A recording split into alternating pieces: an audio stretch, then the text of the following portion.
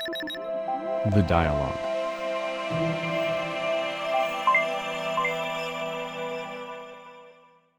Mr. Bhutani, also I want to understand, we are living in a COVID times and the industry is really stressed right now. We are facing contraction for the first time in 40 years, which is basically negative growth. Now, in all of this, what is the right approach for the government to take with respect to earning revenues and supporting the country to move forward? Is overtaxation the right way to go about it in these times? I think those questions should be asked. Well, the question is a very broader tax policy as to what should be the stance of the government in these forms of situations. If you look at the global crisis, in the past, and I'm not talking about global financial crisis because the memories of global financial crisis are fresh in our mind. But if you go back into the history on the crisis of Great Depression, the crisis resulting on the normal temptation of the government is to levy high tax because the whole philosophy is that I have increased social obligation, and increased social obligation would mean that I'm going to dig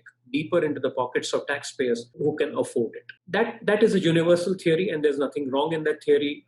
People may have disagreements with that theory, but that theory is a fairly well-established theory.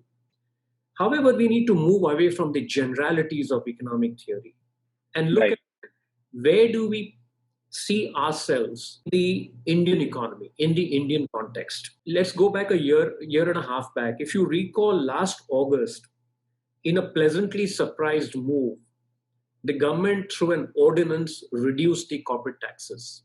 And it reduced an across-the-board corporate tax. It reduced corporate tax on manufacturing. And it also introduced a very concessional rate of tax for new manufacturing units coming up from October 1, 2019. What was the rationale behind that move? The rationale was very simple. We need to have more manufacturing, we need to create more employment through the manufacturing, and we need to tax that sector in a concessional way. Some of that sectors who benefited the most are the small manufacturing companies. I think that whole philosophy extends more in today's environment than what it existed in 2019.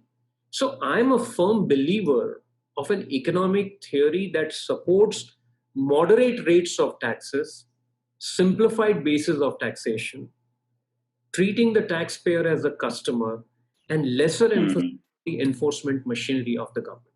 So these are the four pillars on which your tax policy should be based.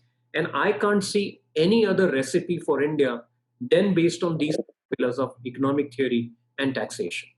So if you look at it from that point of view, if you introduce any new taxes, if you introduce any uncertainty, if you try and expand the tax base through such forms of new levy, particularly in these times, particularly on a subject which is of debate at the global level, and you have not even taken into consideration the stakeholders in India, I think it's regressive in my view.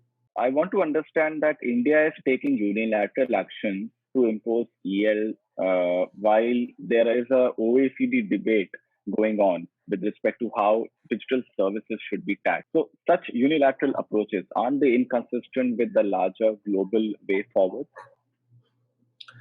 Well, yes and no. You're correct that this is a unilateral measure, but India is not the only country that has taken the unilateral measure. India did earn the distinction of being the first nation to introduce the unilateral levy in 2016.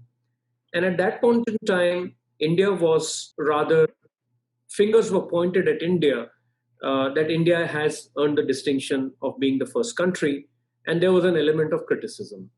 But the situation changed subsequently from 2018 onwards. And the unilateral levy became more norm than an exception. And India did not find itself in 2019 into be an outlier kind of a situation. So India is not the only country in the unilateral measure. I think what seems to have happened is that the OECD, as a part of the base erosion and profit shifting exercise, failed in bringing a consensus on taxation of digital economy. And as we are speaking, they're struggling even today. OECD is coming to bringing consensus and carrying forward its work, which is not an easy exercise. It is a difficult exercise. However, the fact is that it is a unilateral measure. I think what OECD could have done, and it has no constitutional framework or any form of a right to do that, but it should have impressed upon the countries against such unilateral levy. I think that's an Right. area where, in my view, OECD could have done a better job. And as I had mentioned, that OECD does not have a mandate. Tax is a sovereign subject. Each country is supposed to be taking decisions on its own. It's a sovereign issue. Yeah, but I think a pressure from OECD, in my view, could have prevented many countries from initiating a unilateral measures. Now, India's move in the budget of 2020 is clearly ill-timed, and India, having waited after its initial 2016 levy, should have waited, because even yesterday the OECD Director for Tax Policy confirmed that the timelines for achieving consensus, which is early part of 2021, is going to be met. The work may have slowed down because of the COVID-19 crisis, but they are still going to adhere to the deadline. So considering that, I think India should have waited for 1 year. Mr. Bhutani, also I want to sort of understand from you, are there any overlaps between equalization levy, GST, TDS services? Again, I would like to go back to that amount to double taxation in your opinion. Yes, the answer is yes. We clearly see an overlap over here. As I had mentioned earlier, though there is no constitutional constraint insofar as double taxation on transaction is concerned, but specific to the equalization levy, the aspect theory is missing.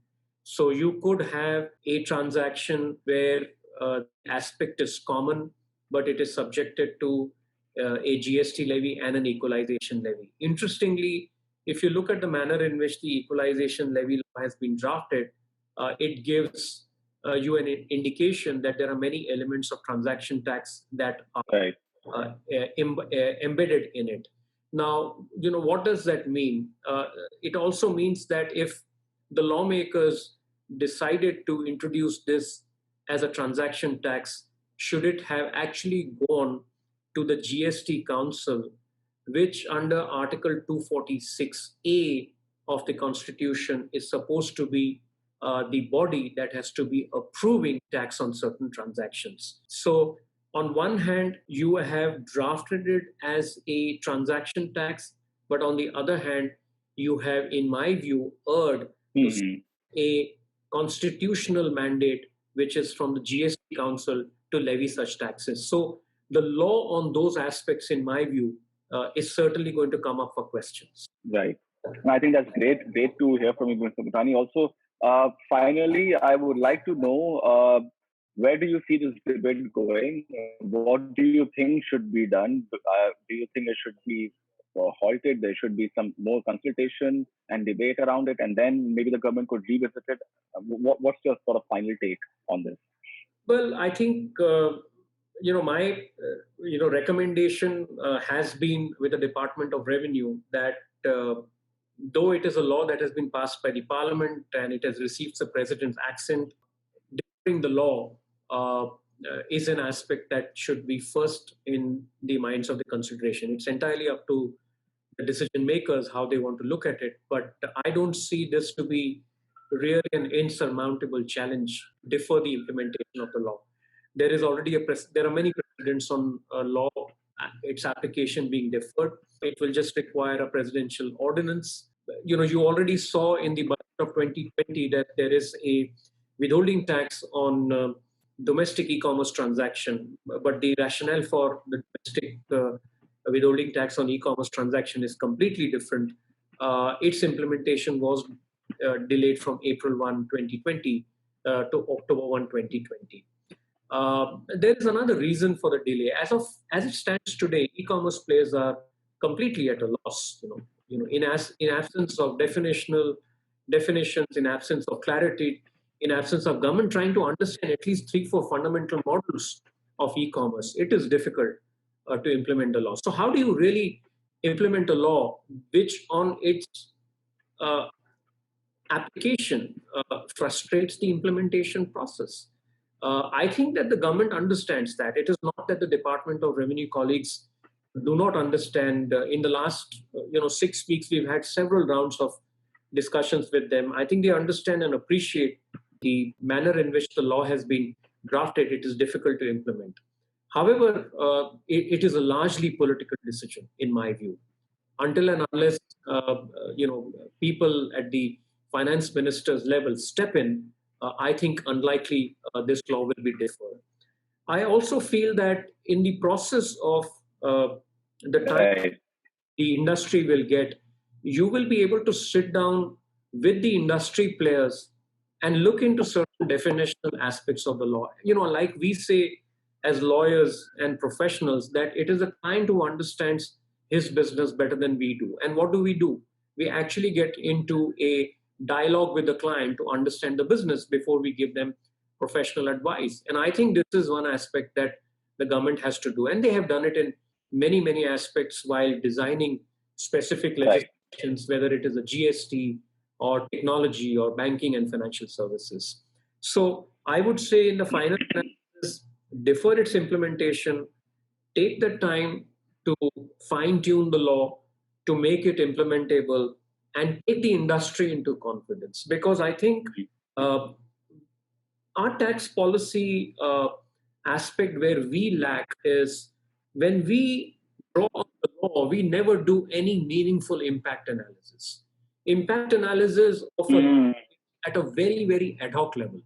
We go by Absolutely. as a headline news. Absolutely. India is going to grow 200 billion in e-commerce transaction. Oh, wow. Let's now tax it. That's not the way you do an impact analysis. An impact analysis has to be independent, objective, and also taking in a buy-in from the industry players. So we have not done any impact analysis on this. The other mistake that we do when we draft the law is that we do not consider the taxpayer as an equal stakeholder, because the taxpayer is not just to comply with the law or to be contributing to the tax revenues of the government, but he's an important stakeholder in nation building as well. So I think that's where we lack the that the western part of the world has when it comes to tax policy in our country. Right. No, thank you so much, Mr. Bhutani. I think that's really interesting, really, I would say, insightful for us to hear from you some really interesting points. Let's hope that this sort of goes a little bit in terms of being deferred, and the government listens in terms of making it more robust, having a more organized stakeholder consultation, reaching out to the players and understanding how it will impact the economy, as you rightly said.